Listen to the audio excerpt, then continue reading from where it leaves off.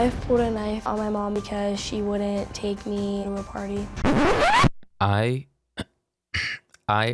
honestly do not know how to respond to that, but okay, I guess this is how we're starting 2020.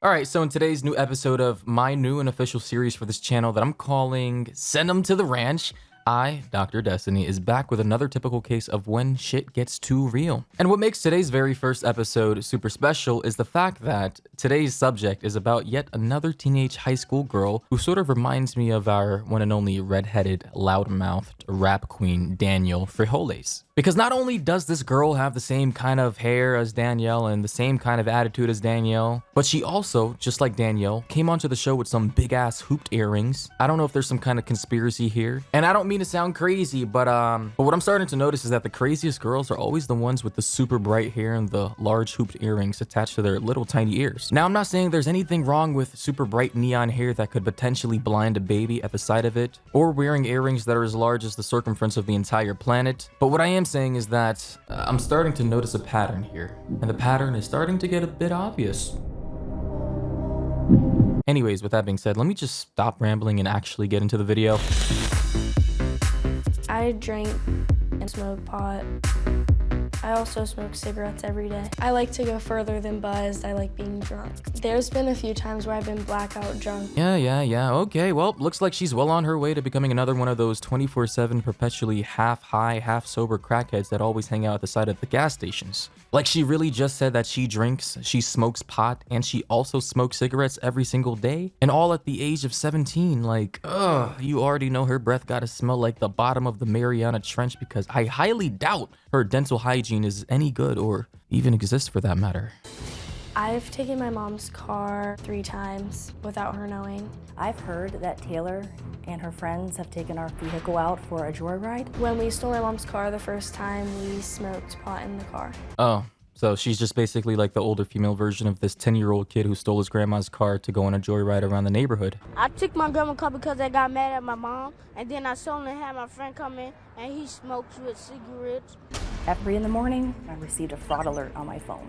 It was my credit card company saying that my card was trying to be used at a gas station. Oh my god, I'm actually a genius, man. I'm literally a prophet, because what did I just tell you guys like 30 seconds ago? Half high, half sober crackheads that always hang out at the side of the gas stations. And as stated by the mom, she received a credit card fraud alert at 3 a.m. in the morning from her credit card company saying that her card was being used at a gas station. I wonder who that could be. And even though she doesn't specifically say who used her card at 3 a.m., I'm pretty sure we all know who the culprit is. When I was on vacation, Taylor decided to steal my car. I didn't drive it. I actually let 2 guys drive it, and I was in a different car.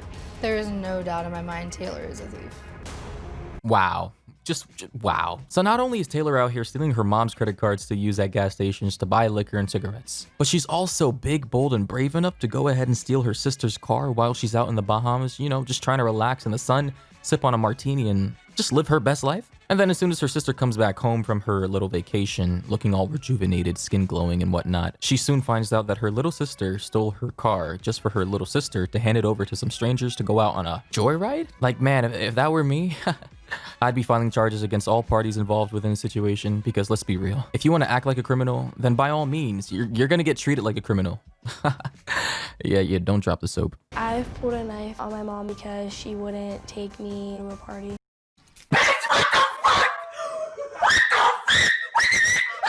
One time I hit my mom and Madison jumped in. We ended up punching each other multiple times. Hit me!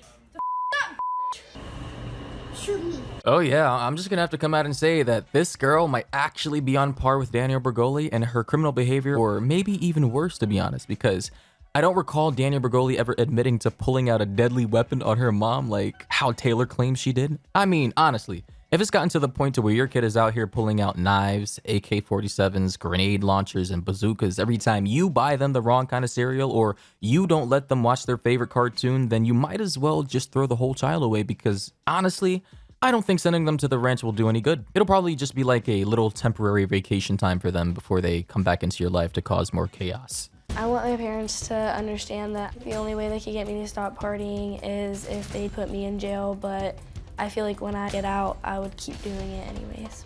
Yep, you heard it from the girl herself. She doesn't give a flying fuck about anything she's doing.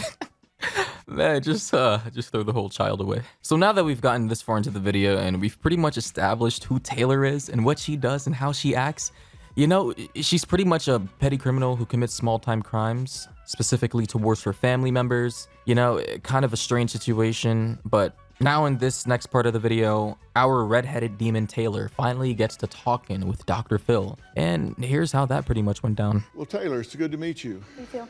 You basically do what you want to do when you want to do it. Yep. So if your mother says, no, don't do that, don't sneak out, don't leave, don't smoke, that's just noise to you. You don't care. You're just going to do what you want to do. I don't care. I'm going to do it anyways. Are you telling me that you're just basically a sociopath? You don't really care if you victimize other people? I guess, yeah. You know, I'm honestly impressed at how much she doesn't give a flying fuck about any of the things she's recently done, as if all that stuff is just a part of her daily life. Like, the way she just said, I don't care, I'm gonna do it anyways, so calm, cool, and collected, was just almost sensational. I mean, even the way she started smirking, bobbing her big-ass bobblehead up and down as if she's actually just doing all this because, well, it's hilarious to her. Like, you know, I'm getting the vibe that she's actually just trolling her whole entire family just for the shits and giggles. Or maybe she's just doing this for a secret YouTube prank channel she's trying to develop. All three of them, mom, dad, and sis, are all secretly being filmed and pranked on a daily basis so that Taylor can upload videos to her secret YouTube channel that nobody knows about because literally nobody watches her channel. But that's just a theory. A film theory. Get it? Because Dr. Phil and like film. All right, I'll leave. And there's nothing your mother can say, or your father can say, or your sister can say, or even that I could say that is going to stop you from doing that. I'm going to be the same person when I go home. And if what you want to do is illegal, you don't care. I don't care. There's consequences for those behaviors. But I'm still going to do it. I've never been caught. I've been doing it since sixth grade. Oh shit, so now she's bragging about her record of not being caught to millions of people on national TV and on YouTube? Whoa, bright idea, Taylor. I'm pretty sure any police officers that are currently watching this video right now are all whipping out their little detective notepads in unison and are all now quickly taking notes and writing down descriptions of your face for, you know, future purposes. I've never been caught. I've been doing it since sixth grade. Like, she kind of just set herself up for failure by admitting that, you know, it's...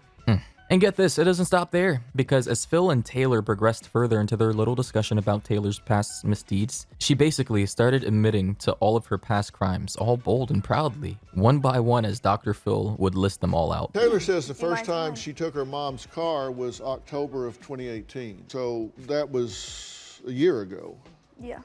When you stole the car, you said you were smoking marijuana and driving with your friends. You guys were all smoking dope, right? Yeah. I let my friend drive though since I don't have my license. Under the influence. Yeah. And you just lied about being bullied at school, right? You just wanted to get out of school so you could hang with your boyfriend? Yeah. What's the biggest thing they don't know? When I ask her for money to get food, I'm buying alcohol. How do you buy it? You don't have a driver's license, so you don't have an ID. Do you have a fake ID? No, I have friends that will buy it for me. You know, Taylor must really think she's a character running around in GTA 5, racking up street cred and accumulating money by completing missions that require you to pull out knives on people, steal cars, smoke pot, get high, you know, the whole 9 yards. Like, Taylor is basically the younger female version of CJ from GTA San Andreas. Oh shit, here we go again. And on top of that, it's also crazy how she essentially just snitched on all her friends about all the things they've been doing within the last year or so on national TV. Like, honestly, if you're gonna be out here doing sketchy shit, the very least you can do is lie and try to conceal the truth. But to be honest, I don't think she would be good at that anyways, since she does seem like the type of person to be extra loud wherever you go. Like, you could literally be at the supermarket and she's out here just screaming out every item that you have on your shopping list. And I know some of you know exactly the kinds of people I'm talking about if you've ever been around them. Hey, bitch, what's up, bitch? Suck my dick, bitch. Let me talk to you. Anyways, not too long after Dr. Phil, Taylor and the rest of the gang finished up on their little discussion about Taylor, her history, and her future, and since Taylor seems to be one of the defiant types of girls who won't change no matter what you do, Dr. Phil decided on pulling out his ultimate trump card, his ace of spades, his finisher move, and made the choice to send her to the ranch. Well, actually, it's not the same exact ranch the doc usually sends teens to, but it's still definitely in the wilderness based on the footage that I've seen. I think with the concept of no distractions is the idea of the power of silence, Carlos Castaneda has a book that he wrote about the power of silence. And our society... We are your interventionist transporters today. If you need anything, please ask us. Not there, no. In fact, your phone's gonna go home with your family. No, I'm not going. Oh, yes, you are, Taylor. A few moments later. So now she wants to start crying as soon as they tell her that not only will she be going to the middle of nowhere, right, where gas stations are like 1,000 miles apart, but she'll also have to leave her phone behind. So you guys know what that means. No Instagram. No Instagram. You guys saw the way that her sister turned around, like, yeah, whatever. With those fake ass tears, like the sister's face just speaks volumes in that moment. You can see the older sister can immediately see straight through her little sister's BS. So yeah, to wrap this whole entire video up, this video was about another Danielle Bregoli wannabe with red hair and big hooped earrings who I think is just trying to troll her entire family by stealing their cars, sneaking out like 4 to 5 times a week at night, drinking and smoking, etc. And I believe she thought that this episode would potentially propel her to fame and stardom like Danielle Bregoli, but obviously that hasn't worked at all. Or at least not yet for that matter. Anyways, let me know what you guys think about this whole entire situation down below in the comments. Let me know what you guys think about my very first episode of Send 'Em to the Ranch. Did you guys enjoy this episode? Do you like what I'm doing? Let me know all down below. And with that being said, you guys already know who it is. It's your guy Destiny, and I'll catch you guys in the next one.